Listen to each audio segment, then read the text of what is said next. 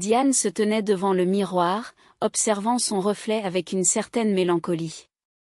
À 43 ans, elle avait l'impression d'avoir passé sa vie à jongler entre les responsabilités de la maison, les enfants et son mari. Les années avaient filé, et un jour, elle avait réalisé que tout avait changé.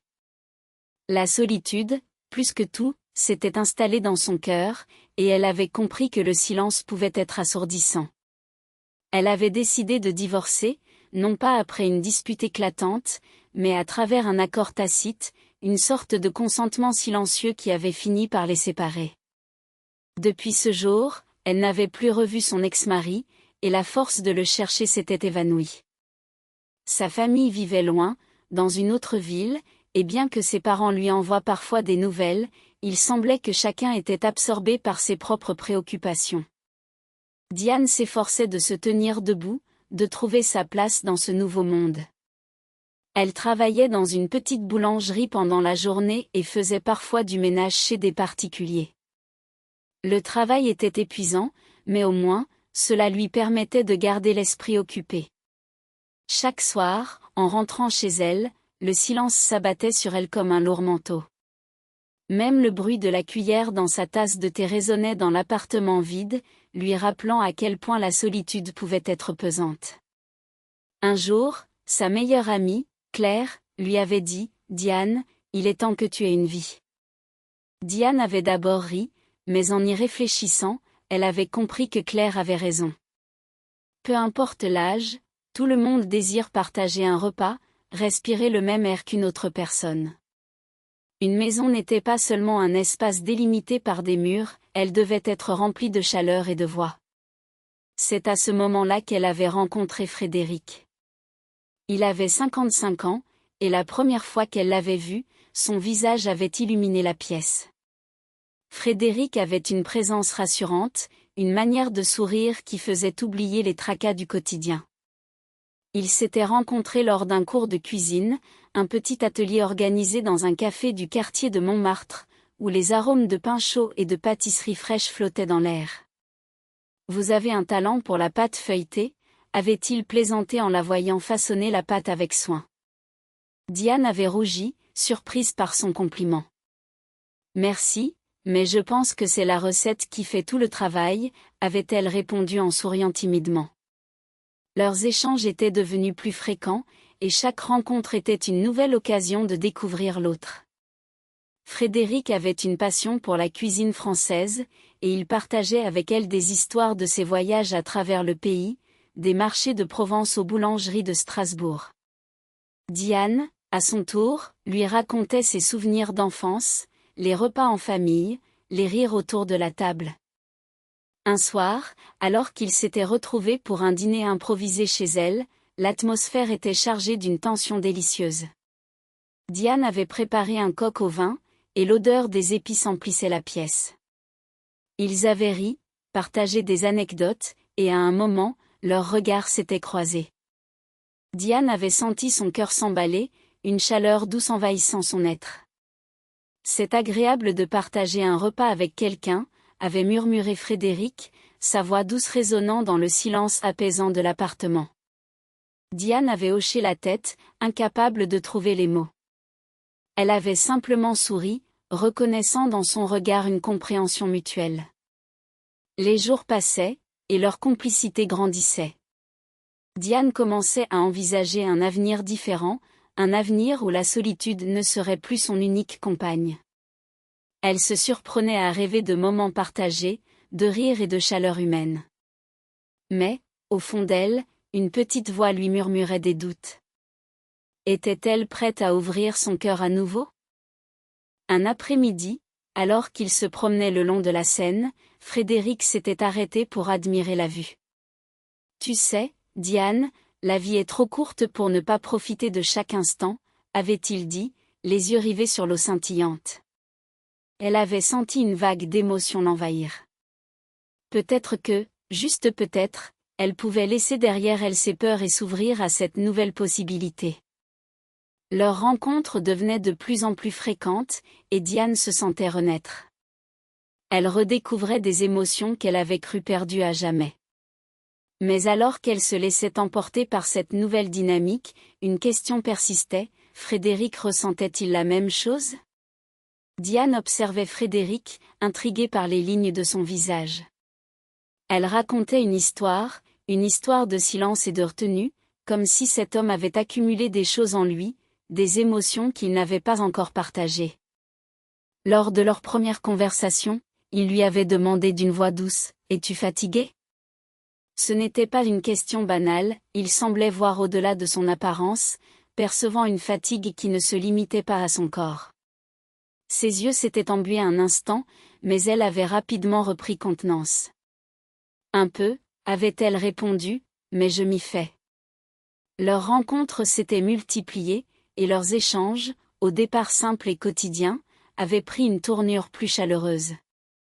Ils parlaient de tout et de rien, de leurs journées, de leurs rêves, mais au fil du temps, une chaleur s'était glissée entre les mots, comme si chaque phrase cachait une promesse. Parfois, alors qu'ils prenaient un thé ensemble, Diane sentait le regard de Frédéric sur elle. Ce n'était pas dérangeant, au contraire, c'était une curiosité douce qui réchauffait son cœur. Pourtant, elle restait prudente. Les années lui avaient appris une leçon, lorsque l'on pense que cette fois-ci sera différente, on se trompe souvent. Un jour, alors qu'ils avaient décidé de célébrer leur union par un simple acte symbolique, Diane ressentait une excitation étrange. Elle n'avait pas voulu se préparer de manière extravagante. Elle souhaitait un moment simple, intime. Elle avait prévu de préparer du thé et de dresser une petite table, mais Frédéric avait interrompu ses pensées. Est-ce qu'on peut vraiment passer la journée à cuisiner et à boire du thé, pour un couple nouvellement marié, avait-il demandé, un sourire amusé sur les lèvres. Elle n'avait pas tout à fait compris ce qu'il voulait dire, mais le poids de sa phrase avait résonné en elle. Dans sa voix, il y avait une tendresse mêlée à quelque chose de plus profond, un ton à la fois familier et étrangement nouveau. D'accord, avait-elle répondu, s'asseyant à ses côtés, le cœur battant. Diane s'était assise près de Frédéric, et à cet instant précis, son cœur s'était mis à battre avec une intensité qu'elle n'avait pas ressentie depuis des années. Elle pouvait lire dans ses yeux une tempête, une agitation qui contrastait avec la tranquillité apparente de leur conversation. C'était comme si des émotions longtemps refoulées, des sentiments accumulés, avaient enfin trouvé un moyen de s'exprimer. Sans comprendre comment, elle s'était laissée emporter par cette tempête. Les vents de leurs émotions tourbillonnaient autour d'eux, et Diane se sentait à la fois perdue et fascinée. C'était un moment difficile à décrire, comme si une porte s'était ouverte, laissant s'échapper un torrent de sensations qu'elle ne pouvait pas contenir. Son cœur et son âme étaient secoués par cette révélation soudaine. Frédéric, avec son sourire chaleureux, semblait porter en lui une autre facette, une profondeur qu'elle n'avait jamais vraiment perçue. C'était comme un volcan endormi qui, après des années de silence, menaçait d'entrer en éruption. Diane se tenait là, à la fois émerveillée et effrayée par l'intensité de ce qu'elle ressentait. Elle avait toujours cru que les tempêtes de cœur étaient des choses à éviter, mais ce jour-là, elle avait compris que parfois, il fallait les affronter. Ce qu'ils vivaient ensemble n'était pas simplement une proximité physique, mais une collision de leurs solitudes respectives, une rencontre de leurs âmes blessées. Pourtant, cette rencontre n'était pas douce, elle était brutale, comme un choc qui résonnait dans les murs de son être. Au matin suivant, Diane se regarda dans le miroir et ne reconnut pas la personne qui lui faisait face. Ses yeux, d'ordinaire pleins de vie, étaient empreints d'une surprise mêlée à une douleur sourde. C'était comme si quelque chose à l'intérieur d'elle s'était tendu jusqu'à se rompre. Elle avait ignoré la douleur dans son dos au début, mais au fil des heures, même respirer devenait un défi. Elle se leva lentement, essayant de rassembler ses pensées. La journée promettait d'être longue, et elle savait qu'elle devait faire face à ce qu'elle avait découvert en elle. Les souvenirs de la veille, de cette tempête émotionnelle, lui revenaient en mémoire, et elle se sentait à la fois vulnérable et déterminée. Frédéric avait ouvert une porte, et maintenant, elle devait décider si elle était prête à entrer dans ce nouvel espace qu'ils avaient créé ensemble. Diane se tenait dans la salle d'attente de l'hôpital, le cœur battant la chamade. Le médecin, un homme d'âge mûr avec des lunettes rondes et un air sévère, lui avait dit d'une voix ferme, « Vous ne devriez pas vous surmener comme ça. » Que s'est-il passé? Elle avait simplement hoché la tête, incapable de trouver les mots pour expliquer ce qu'elle avait ressenti. Comment pouvait-elle décrire l'intensité de ses émotions, la tempête qui faisait rage en elle? C'est alors que Frédéric entra dans la pièce. Son visage affichait une expression mêlant inquiétude et un sourire sarcastique, comme s'il tentait de masquer sa propre anxiété. Diane, quant à elle, était figée, le silence s'installant entre eux comme un épais rideau. Peut-être que lui aussi ne savait pas ce qu'il faisait, ou peut-être était-il tout aussi perdu dans le maelstrom de ses propres sentiments. Ce jour-là, Diane comprit que vieillir ne calmait pas toujours les tempêtes intérieures.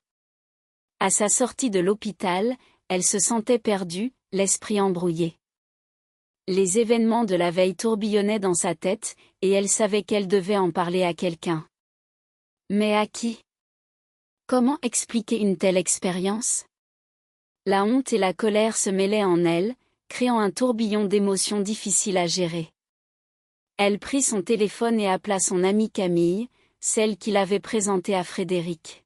« Allô, Diane? » « Ça va ?» demanda Camille, sa voix pleine de préoccupation. Diane sentit une boule se former dans sa gorge. Elle ne pouvait pas répondre tout de suite, les mots lui échappaient. Finalement, elle réussit à articuler « Je ne vais pas bien ». Un silence pesant s'installa de l'autre côté du fil. Camille, toujours attentive, l'encouragea à continuer. Diane se lança alors, expliquant comment Frédéric avait déversé sur elle des émotions qu'elle n'avait jamais anticipées. C'était comme s'il avait ouvert un robinet, laissant couler tout ce qu'il avait retenu pendant des années. Elle était abasourdie, ne sachant pas comment gérer cette avalanche de sentiments. « Je sors de l'hôpital maintenant », ajouta-t-elle, tentant de donner un sens à sa situation.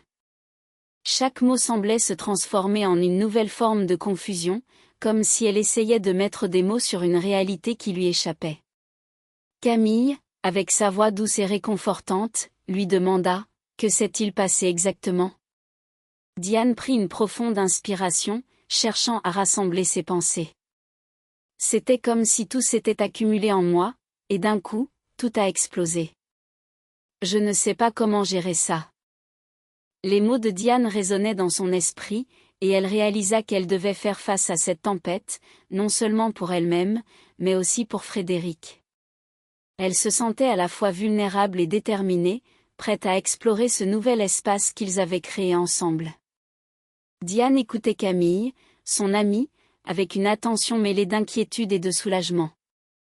Les mots de Camille résonnaient dans son esprit, comme une mélodie familière qui lui offrait un répit. « Tu devrais rentrer chez toi, Diane. Prends un moment pour toi, » conseilla Camille d'une voix douce. « Peut-être qu'il essaiera de te comprendre, mais pour l'instant, il faut que tu prennes soin de toi. » Ces mots résonnèrent en elle, comme une lueur d'espoir dans l'obscurité. Elle avait besoin de cet espace, de ce temps pour réfléchir. Elle se leva, regardant autour d'elle, sentant que les murs de l'appartement de Frédéric semblaient se refermer sur elle. Chaque souffle qu'elle prenait, chaque écho de sa présence, lui pesait sur le cœur. « Je ne peux pas rester ici », murmura-t-elle, presque pour elle-même. Elle rassembla ses affaires, chaque geste empreint d'une mélancolie palpable. Elle quitta l'appartement, laissant derrière elle un chapitre de sa vie qu'elle espérait pouvoir tourner. De retour chez elle, Diane se laissa tomber sur son canapé, le regard perdu dans le vide. Elle repensait à cette journée, à cette cérémonie qui, bien que symbolique, avait marqué un tournant dans sa vie. Un mariage, même s'il n'avait duré qu'une journée, avait laissé une empreinte indélébile dans son cœur. Elle avait cru à un nouveau départ, mais elle réalisait maintenant que c'était un pas vers une fin qu'elle n'avait pas anticipée. Les souvenirs de cette journée affluaient, chaque détail vibrant dans son esprit. Les rires, les promesses échangées, et cette étincelle d'espoir qui l'avait animée.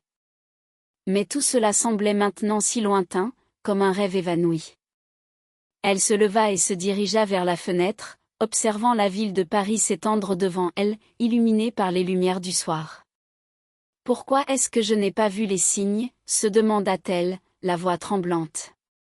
Elle avait appris à se méfier des belles paroles et des sourires enjôleurs.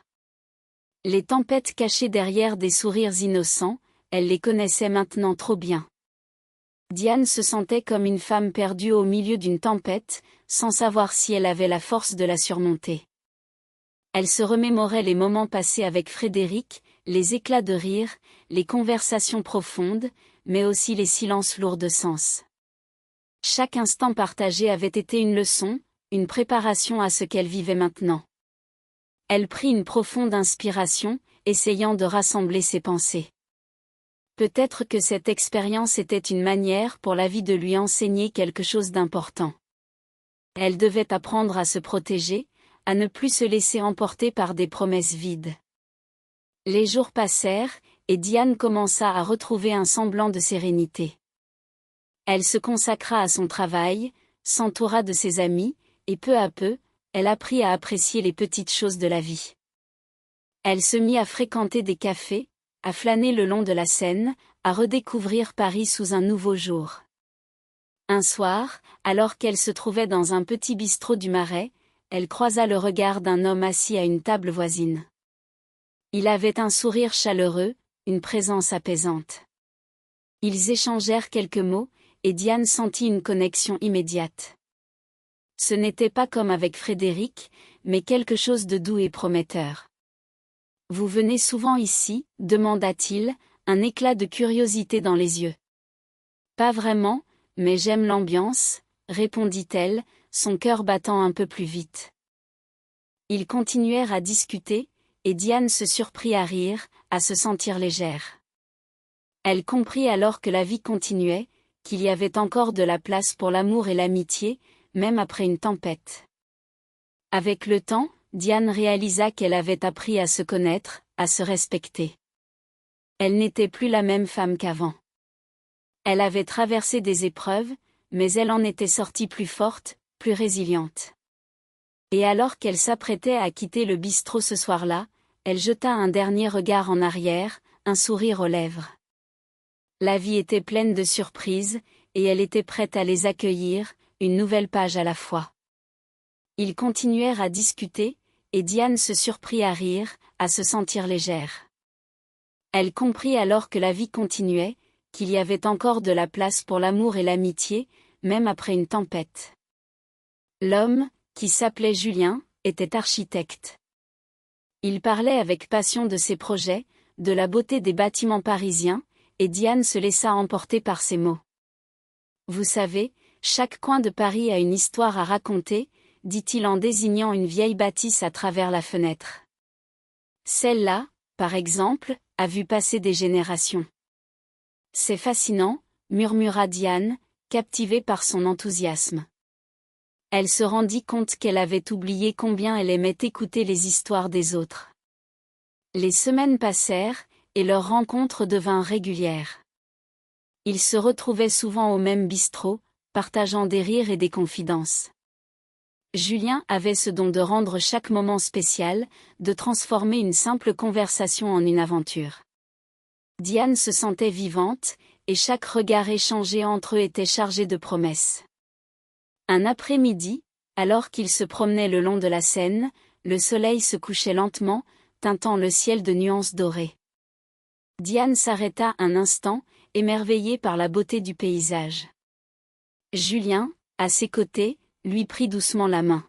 « Paris est encore plus belle quand on la découvre avec quelqu'un », murmura-t-il, son regard plongé dans le sien. Diane sentit une chaleur se répandre en elle. Elle n'avait jamais pensé qu'elle pourrait ressentir cela à nouveau. Elle lui sourit, et dans ce silence partagé, une complicité naquit, douce et délicate. « Vous avez raison, » répondit-elle, sa voix à peine un souffle. « Je me sens chanceuse de vivre tout cela. » Leurs mains s'entrelacèrent naturellement, et Diane se laissa porter par cette nouvelle dynamique. Elle avait appris à se protéger, mais avec Julien, elle se sentait en sécurité, prête à ouvrir son cœur à nouveau. Les jours se transformèrent en semaines, et leur lien ne fit que se renforcer. Ils explorèrent ensemble les ruelles cachées de Montmartre, savourèrent des pâtisseries dans des salons de thé pittoresques, et partagèrent des secrets sous les étoiles. Chaque moment passé ensemble était une promesse d'un avenir radieux. Mais Diane savait que le passé pouvait parfois ressurgir sans prévenir. Elle était déterminée à ne pas laisser ses anciennes blessures interférer avec ce qu'elle avait construit avec Julien. Elle voulait être honnête avec lui, partager ses peurs et ses doutes, mais elle craignait aussi de briser cette magie qui les unissait. Un soir, alors qu'ils étaient assis sur un banc au bord de la Seine, le reflet des lumières de la ville dans l'eau créait une atmosphère presque féerique. Diane se tourna vers Julien, son cœur battant la chamade. « Julien, il y a quelque chose dont je voudrais parler, » commença-t-elle, hésitante. Il la regarda, son expression attentive. « Quoi que ce soit, tu peux me le dire. Je suis là pour toi. » Elle prit une profonde inspiration, consciente de l'importance de ce moment. « J'ai traversé des épreuves, et parfois, j'ai peur que cela affecte ce que nous avons. » Julien hocha la tête, compréhensif. « Nous avons tous un passé, Diane. Ce qui compte, c'est ce que nous faisons de notre présent. » Elle se sentit soulagée par sa réponse, mais une part d'elle restait inquiète. Elle voulait croire en leur avenir, mais les ombres du passé étaient parfois difficiles à ignorer. Abonnez-vous à la chaîne de nombreux